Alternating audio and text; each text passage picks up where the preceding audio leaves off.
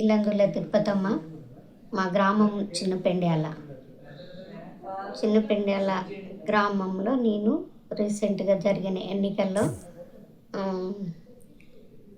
మహిళకు రిజర్వేషన్ రావడం వల్ల నన్ను తమ్ముడు అనుకోకుండా ఎలక్షన్లో నిలబెట్టడం జరిగింది. నిలబెట్టినప్పుడు నాకు కొంచెం భయం వేసింది. ఎందుకంటే జనం దృష్టిలో నేను ఇంతే ఉన్నా కదా, షార్ట్ ఫెల్లో కదా అని చెప్పి నేను అనుకున్నాను.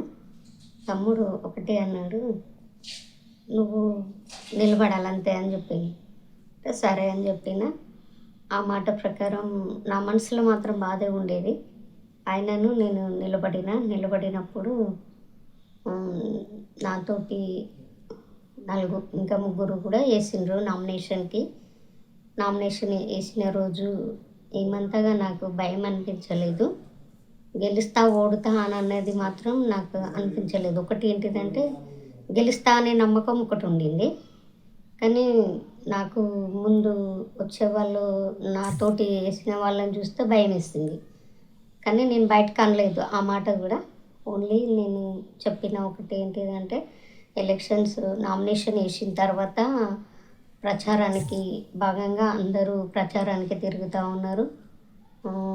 అక్కడ నన్ను ఇట్లా అన్నారన్నట్టు, ఆమె హైట్ తక్కువ ఉంది, ఆమె ఏం చేస్తుంది, ఆమె బయటకు వస్తుందా, ఆమె చెప్తుందా, ఆమె మాట్లాడుతుందా, నిధులు తెస్తుందా, మీకు బయట తిరుగుతలేదు, వాళ్ళ తమ్ముడే ఎక్కువ ప్రచారం చేస్తాడు అని చెప్పి అన్నారన్నట్టు. అంటే ఒకటి ఫస్ట్ ఆఫ్ ఆల్ ఏమైందంటే నేను ఏమో డోర్ టు డోర్ విజిట్ చేసుకుంటూ వస్తున్నా. తమ్ముడు కూడా సేమ్ అదే ఫాలోయింగ్. తను ఒక వాడకి వెళ్తే నేను ఒక వాడకి వెళ్ళేవాళ్ళం. ఎందుకంటే ఇద్దరం ఒకేసారి వెళ్ళలేదు. కానీ జనం దృష్టిలో నేను పడలేదు అన్నట్టు. ఎందుకంటే నాకు ఆపోజిట్గా వచ్చిన వాళ్ళ ముందు నేను కనబడలేదు. నేను డోర్ టు డోర్ విజిట్ కాలనీలో తిరుగుతున్నా. తమ్ముడు మెయిన్ రోడ్ పైన వాడలు తిరుగుతుండు. తమ్ముడు జనంతో తిరుగుతాడు, నేను ఇండివిజువల్గా తిరుగుతాను. నాకు తెలిసిన వాళ్ళు. నేను కూలీ పని చేసుకుంటాను. నేను కూలి పని చేసుకునేదాన్ని కాబట్టి నేను ప్రతి పని చేస్తా కాబట్టి నాతోటి వర్కర్స్ అందరికీ కలిసి, అమ్మ నేనున్నా, మరి మీకు ఇష్టమైతే నన్ను గెలిపించుకోండి అమ్మా అని అంటే నాకు అందరూ మద్దతు ఇచ్చింది. ఏమనంటే మాకు రాజకీయంలోకి రావాలని లేదు, లేకపోయినప్పటికీ తమ్మునికి తెలిసిన పెద్దలందరూ నువ్వైనుండు, తమ్ముడు తిరుపతినైనా ఉంచు అని చెప్పి అన్నారన్నట్టు. అట్లా అనడం వల్ల వాళ్ళ మోటివేషన్ ప్రకారము తమ్ముడు నన్ను నిలబెట్టడం జరిగింది. నేను నిలబడ్డాను. నేను డోర్ టు డోర్ విజిట్ చేసింది నాతో పోటీ పడిన వాళ్ళకి కనబడలేదు కాబట్టి వాళ్ళు నన్ను విమర్శించిందంట. కానీ తమ్ముడు నాకు ఒక్కరోజు కూడా చెప్పలేదు. కొంచెం సూటిపోటీగా మాటలు అంటారు కదా, అట్లా ఇండైరెక్ట్లీ ఎన్నో మాటలు అన్నారంట. కానీ అవి చెప్పలేం మనము. అంటే నేను ఒకటే అనుకున్న, తమ్ముని మొహం చూస్తే నాకు బాగా వేసింది. ఎందుకు మా తమ్ముడేమో చిన్ననాటి నుండి మా నాన్న లేడు కదా సార్, అట్లా మేము చిన్నప్పటికెళ్ళి తమ్ముడిని ఎప్పుడు నేను కంట్లో నీళ్ళు వచ్చేటట్టు చూసుకోలేదు కదా, మా తమ్ముడు ఏందో చిన్నపోయినట్టు ఉన్నాడని నా మనసు అనిపించి నేను ఏమనలేదు. మనం ర్యాలీతోటి పోదామని అన్నాడు. అంటే సరే తను ఏది చెప్తే నేను అది చేయాలి కదా అని చెప్పి నేను ర్యాలీలో వెళ్ళినప్పుడు అక్కడికి పోయిన తర్వాత నువ్వు మైక్లో మాట్లాడాలని తమ్ముడు చెప్పినప్పుడు నేను మైక్లో మాట్లాడినప్పుడు జనాలంతా నా మాటలకు చాలా మట్టుకు నేను చెప్పినవన్నీ నిజమే అని వాళ్ళు గ్రహించి వాళ్ళందరూ ఓకే బిడ్డ, నువ్వు మాట్లాడమనుకున్నాము, వీళ్ళు నేను ఎగతాళి చేసినప్పుడు కానీ మేము నీకే ఇస్తామని ప్రతి ఒక్కరు మద్దతు ఇవ్వడం జరిగింది. ప్రతి ఒక్క ఇంటింటికి పోతే నువ్వు వస్తావు పో బిడ్డ, నువ్వు తిరగకు, నువ్వు ఎందుకు తిరుగుతానురా, మేము చూసుకుంటాము అని చెప్పి చిన్న పెద్ద తేడా లేకుండా ప్రతి ఒక్కరు నన్ను ఆహ్వానించిండ్రు. నా ఊరు ప్రజలే నన్ను ఎక్కువగా ప్రేమిస్తారు కాబట్టి నేను ఊరు మధ్యలో ఉన్న తమ్ముడు చేసిన సేవాభావాలు చాలా ఉన్నాయి. అంత కాదు. కరోనా టైం నుండి మన ఊరికి మన ఇంటికి ఎవరు వచ్చినా మనం వాళ్ళని కాదు అనొద్దు అని ఎప్పుడైతే మేము అనుకున్నామో అది ఫిక్స్ అయిన కాడ నుండి మేము ఎవరిని కూడా తక్కువ చూడలేదు. వాళ్ళు ఏదైనా అడిగినప్పుడు వాళ్ళకి ఏది కావాలన్నా ఇవ్వడానికి తమ్ముడు ముందుకు వెళ్ళి తమ్ముడు చాలా మటుకు హెల్ప్ చేసిండు. వైద్యపరంగా కానీ ప్రతి విషయంలో అనారోగ్యంగా ఎవరున్నా వారికి హెల్ప్ చేయడం, ఎవరైనా బాధలతో ఇబ్బందులతో ఇరుకులతో వాళ్ళ బాధలలో ఉన్నప్పుడు కూడా వాళ్ళని తమ్ముడు చాలా మట్టుకు వాళ్ళకి హెల్ప్ చేసేవాడు అన్నట్టు, సహాయం చేసేది తమ్మునికి సేవాభావం ఎక్కువ ఉంది కాబట్టి తమ్ముని దృష్టిలో పెట్టుకున్నారు. నేను కూడా 24 అవర్స్ ఎప్పుడు ఈమె పనికే పోతుంది, కూర్చొని తినాలనే ఆలోచన ఆ బిడ్డకు ఉండదు కాబట్టి మనతోటి ఉంటుంది, మన మధ్యలో ఉంటుంది అని జనం దృష్టిలో నేను వచ్చిన కనుక వారందరూ నన్ను ఎన్నుకొని గెలిపిస్తాం బిడ్డ అని చెప్పిన విధంగా నా చిన్నపెండ్యాల ప్రజలకు నేను నిజంగా రుణపడి ఉంటా.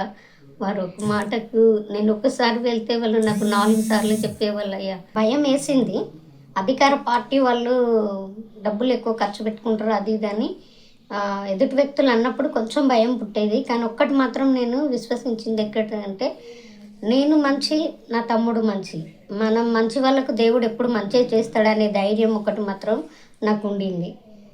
అట్లా అధికార పార్టీ వాళ్ళు ఆపోజిట్ ఉన్న వాళ్ళు కూడా సూటిపోటి మాటలు అన్నప్పటికీ వాటిని అధిగమించాలంటే నేను ఒక్కటే విశ్వాసం ఉంచిన ఏంటిదంటే, నేను జనం మధ్యలో ఉంటా, తమ్ముడు జనం మధ్యలో ఉంటాడు. అదే మేము విశ్వసించింది. వాళ్ళు అన్నారు, ఏమన్నారంటే అధికార పార్టీ వాళ్ళు మేము ఇస్తేనే ఇల్లు, లేకుంటే ఇల్లే రాదు మీకు అని అనేవాళ్ళు. అని వాళ్ళు అంటా ఉన్నారు.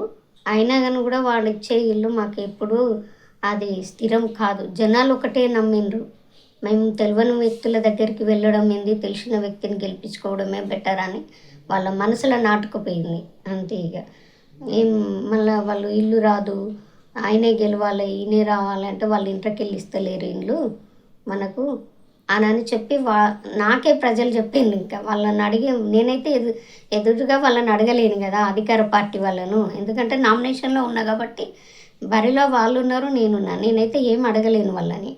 అన్నప్పుడు ఇంకా వాళ్ళే అన్నారు, అక్క మాకు ఏ పార్టీ ఇది అది అని ఎంతమంది అన్నా మాకు మాత్రం భయం లేదు, నువ్వు వస్తావని మాకు తెలుసు, నువ్వు ఎక్కడికైనా వెళ్తావని తెలుసు, అదే నమ్మకం. తమ్ముడు ఉన్నాడు, నువ్వు ఉన్నావు, తమ్ముడు చేస్తాడు, నువ్వు ఎక్కడికైనా తమ్ముని తీసుకొని పోగలుగుతావు అనే ధైర్యం నాకు వాళ్ళు భరోసా ప్రజల మధ్యలో నుండి వచ్చింది అన్న. నాకు జనాలకు ఏ విధంగా భరోసా ఇవ్వబోతున్నారు? మీరు గెలిచారు కదా, రేపు జనాలకు ఏ విధంగా భరోసా ఇవ్వబోతున్నారు, అభివృద్ధికి ఏ విధంగా తీసుకోబోతున్నారు? అభివృద్ధి కన్నా మేము మేనిఫెస్టోలో కొన్ని పెట్టామన్న, ఇంతకుముందు చేసిన సేవా భావాలు ఉన్నాయి అందులో. మళ్ళీ నెక్స్ట్ చేయబోయేటి ఏంటిదంటే, మాకు లోతట్టు ప్రాంతం అక్కడక్కడ నీరు ఆగడం, మురికి నీళ్ళు ఆగడం, వాటికి బ్రిడ్జి ఇట్లా మన కాలువలు డ్రైనేజ్ కాలువలు తీయడము అది మాట్లాడినామన్న. కాలనీకి వెళ్ళినప్పుడు చాలా మట్టుకు అటు ఇటు ఉంటారు కదా, మేము ఇది మీకు కావాలి అని అంటే నన్ను గెలిపించుకోండి, నేను ఎక్కడికి వెళ్తున్నా చేస్తాననే నమ్మకం మీకు ఉంది కనుక అని వారితో మాట్లాడినప్పుడు తప్పకుండా చేస్తాం అక్క అని చెప్పి వాళ్ళు చెప్పిండ్రు. శిథిలావస్థలో ఒక స్కూల్ ఉంది మాకు, గవర్నమెంట్ స్కూల్, మేము చిన్ననాడు చదువుకున్న స్కూలు.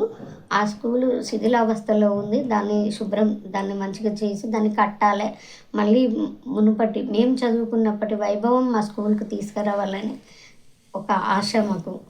మళ్ళీ ఇంకా అక్కడెక్కడ రీప్లేస్మెంట్ సీసీ రోడ్లు, ఎందుకంటే అప్పుడు వేసినవన్నీ ఇప్పుడు కంకర అంత తేలి అంత ఆగమాగంగా ఉన్నాయి అవి, అందుకనే అవి మళ్ళీ రీప్లేస్మెంట్ చేపిస్తామని, ఇంకా మా గ్రామాన్ని చాలా అభివృద్ధిలోకి తెస్తామని ఎల్లమ్మ టెంపుల్ వైపు మన అది కాంపౌండ్ వాల్, అక్కడ అది ఉప్పలమ్మ మైసమ్మ గుడి దగ్గర ఆ గుడి కట్టియడం, ఉప్పలమ్మ దగ్గర గుడి కట్టియడం, ఇలాంటివి పెట్టినామండి. అందులో మేనిఫెస్టోలో పెట్టినవి చేస్తాము. సీసీ రోడ్లు అట్లా వేయడానికి మేము ఇంకా చాలా పెట్టినాం అందులో, అవి చేయడానికి ముందుకు వస్తున్నాం. మా గ్రామ ప్రజలు నమ్మి మమ్మల్ని గెలిపించింది కాబట్టి వాళ్ళ నమ్మకాన్ని మేము వమ్ము చేయొద్దు, నిధులు వచ్చినప్పుడు తప్పకుండా అవి చేస్తామని మనస్ఫూర్తిగా మేము చెప్తున్నాం. చరిత్ర సృష్టించినోడు ఇప్పుడు ఆ చరిత్రని తిరగరాయబోతున్నాడు. అబద్ధాల గోడల్ని బద్దల కొట్టి నిజాలను రాగా మీ ముందుంచబోతున్నాడు.